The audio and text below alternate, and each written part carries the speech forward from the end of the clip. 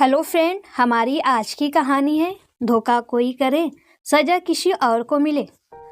Bhaskar office से जल्दी घर आ गया था। उसने आते ही जया को आवाज दी कि जया, एक कप चाय बनाकर ला दे। वहीं बैठकर पेपर पढ़ रहे पिता की तरफ घूमकर उसने कहा, आज आपकी लाडली बेटी बिंदु के ससुराल से फोन आया है कि उसका अबॉर्शन हो गया है, उसे आकर ले जाए। आप जानते हैं कि मुझे तो छुट्टी नहीं मिलती है, तो आप ही जाइए और उसे यहाँ लेकर आ जाइए। भास्कर को अपने पिता पर गुस्सा है क्योंकि उन्होंने अपनी जिम्मेदारियों को ठीक से नहीं निभाया है। निरंजन जी रेलवे में नौकरी करते थे। मध्य प्रदेश में उनकी पोस्टिंग हुई थी। उनकी पत्नी सुगंधी को अपनी भाषा तमिल के अलावा दूसरी कोई भाषा समझ में नहीं आती थी। उन्हें अपने घर के काम करवाने में भी तकलीफ होती थी। बच्चों के भविष्य को ध्यान में रखते हुए उन्होंने अपनी रेलवे की नौकरी से इस्तीफा दे दिया था। यही रीजन वो सबको बताते थे। अपनी पत्नी और बच्चों को लेकर वो तमिलनाडु में ही आकर बस गए थे और एक कंपनी में नौकरी करने लगे। भास्कर उनका बड़ा बेटा था। अपनी पढ़ाई पूरी करने के बाद वो भी नौकरी करने लगा। निरंजन जी के गुस्सैल स्वभाव के कारण उनकी लड़कियों को कोई भी अपने घर की बहू बनाकर नहीं ले जाना चाहते थे। अगर भूले भटके कोई आ भी जाते थे तो वो उनसे लड़कर वापस भेज देते थे। बेटियों की चिंता में ही घुलकर सुगंधी की मृत्यु हो गई थी। भास्कर के लिए रिश्ते आ रहे थे क्योंकि वह स्टील प्लांट में नौकरी करता था। भास्कर को रचना पसंद आ गई थी। उसका विवाह 2-3 महीनों में हो गया था।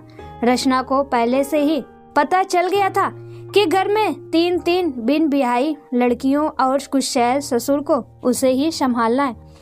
रचना ने आते ही घर को सलीके से संभाल लिया था। उसके आने के 2 साल बाद ही उसने बड़ी ननंद नंदा की शादी करा दी थी, परंतु दूसरी ननंद बिंदु की शादी में 10 साल का समय लगा, पर उसे भी किसी तरह निपटाया था। अब आखिरी ननंद कला थी, उसके लिए भी रिश्ते ढूंढने लगे थे। बड़ी ननंद को ससुराल अच्छा मिल गया था। वह अपने पति के साथ मिलकर खुशी से जीवन बिता रही थी। दूसरी ननंद के ससुराल वालों ने ही इन्हें धोखे में रखा था।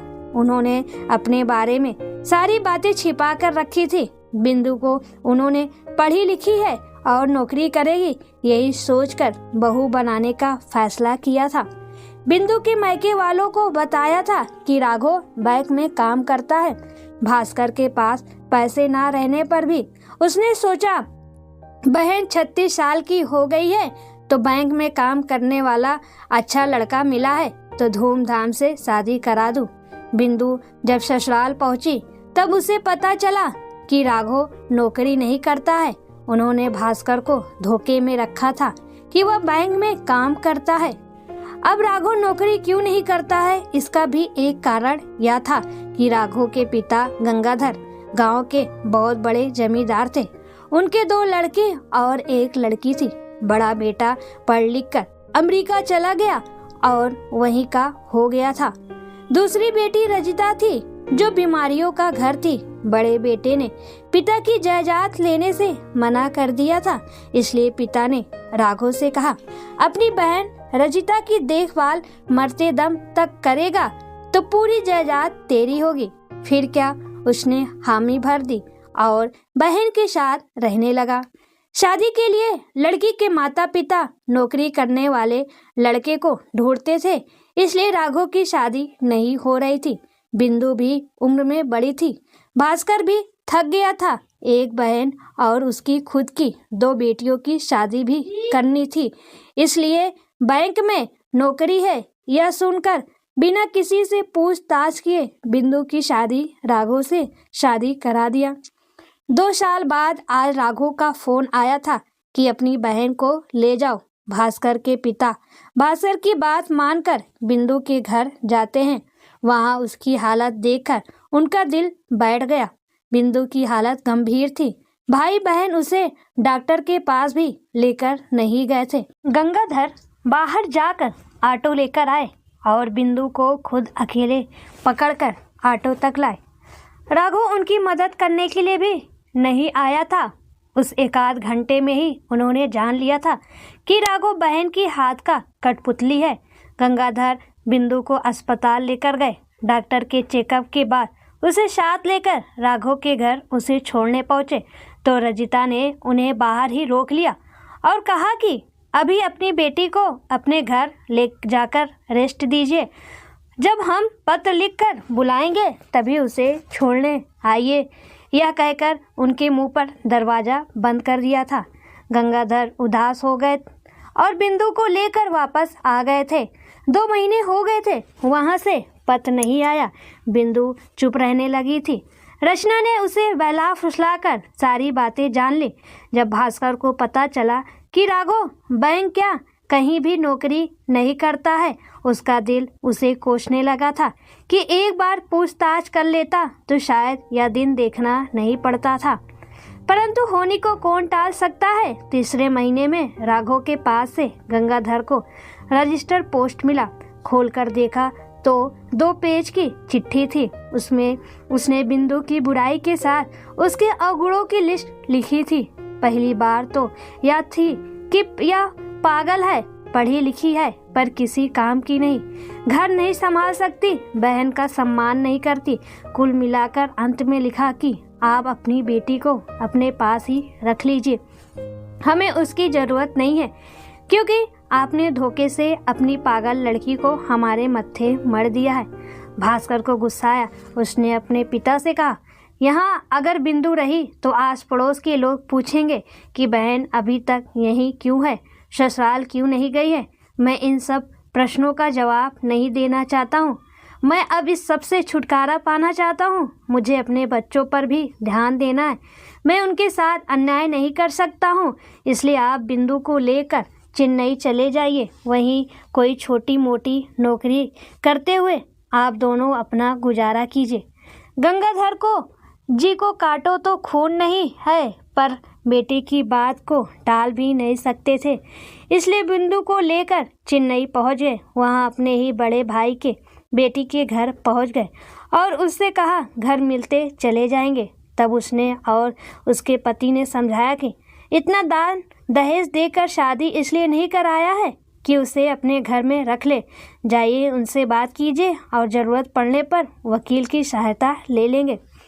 शादी देखभाल कर की थी हमने, कोई झूठ नहीं बोला। उन्होंने ही हमें धोखे में रखा था। गंगाधर जी बिंदु के ससुराल पहुँचे और सारी बातें की। पहले तो रौब जताया, पर जब उनके झूठे को बताया था तो कहने लगे बेटी को लाइए, हम उससे बातें करेंगे। बिंदु बाहर खड़ी थी। पिता के बुलाते ही अंदर आई थी। रजिता ने बहुत सारी शर्तें उसके सामने रखी। अगर उन्हें मानती है तो हम बिंदु को घर में रखने को तैयार हैं। गंगाधर ने कहा बेटा, शर्तों से ज़िंदगी नहीं गुजारी जा सकती है, इसलिए चल वापस चलते हैं। बिंदु को घर की हालत, पिता की मजबूरी सब मालूम था, इसलिए उसने उन लोगों से कहा कि मुझे आपकी शर्तें मंजूर हैं। फिर क्या उन्होंने बिंदु को अपना लिया। पिता को बिंदु ने आश्वासन दिया कि वह सब कुछ संभाल लेगी। रजिता ने बहुत सारे शर्तें की लिस्ट दी थी। उसमें एक मैके नहीं जाएगी, वहाँ से कोई नहीं आएगा। बिंदु ने मान लिया और पिता से अंतिम बार विदाई ली। गंगाधर ने जब भास्कर को सारी बातें बताई तो उसने कहा कि हम भी उसके घर की तरफ नहीं जाएंगे। ईश्वर की लीला देखिए कि 12 साल न बिंदु अपने घर वालों से मिली थी, न ही मैके वालों ने उसकी कोई खोज खबर ली। पिता की मृत्यु की खबर ने भी उसके दिल को नहीं पिघलाया था। 2004 में कला की शादी भास्कर ने थिप यार्ड में काम करने वाले मयंक से कराई। उस शादी में आए उनके किसी रिश्तेदार से पता चला कि बिंदु के 2 लड़के हुए थे। दोनों ने अच्छी से पढ़ाई पूरी की और बाहर जाकर बस गए हैं। रजिता की मृत्यु 3 साल पहले हो गई है। पिछले साल ही बिंदु की मृत्यु भी हो गई है। भास्कर और रचना दोनों को बहुत बुरा लगा कि बिंदु को गुजरे 1 साल हो गया था और हमें खबर भी नहीं मिला है। भास्कर ने जो फैसला किया था कि बिंदु को देखने हमारे घर से कोई भी नहीं जाएंगे, उस आदमी ने हमें धोखा दिया था। हम उसके धोखे को समझ ही नहीं पाए थे। राघव और रजिता ने जो फैसला सुनाया था कि बिंदु मायके कभी नहीं जाएगी, उसका यह फैसला सही था क्या? बिंदु उस समय ही बीए पास थी। माता पिता, भाई, पति, ननंद का विरोध किए बिना, राघव के धोखों को अनदेखा करके उनके जुर्म सहने का बिंदु ने जो फैसला किया था वह सही है क्या? दोस्तों, माता पिता को अपनी जिम्मेदारियों को पूरा करना चाहिए। अगर गंगाधर ने वक्त रहते ही अपनी बेटियों की शादी करा दी होती तो शायद आज उन्हें यह दिन नहीं देखना पड़ता था। भाई ने जब पिता की जिम्मेदारी को अपने सिर पर लिया था तो अहम को छोड़कर उसे रिश्ता निभाना था। 12 साल तक बहन की कोई खोज खबर नहीं ली, सिर्फ जीजा के धोखे को ध्यान में रखते हुए जिंदगी बिता दी। बहन के दिल को नहीं समझा। क्या यह सही है? दोस्तों, रिश्तों में अहंकार नहीं लाना चाहिए। जिन रिश्तों में अहंकार आ जाए वो रिश्ता खत्म होना लाजमी है।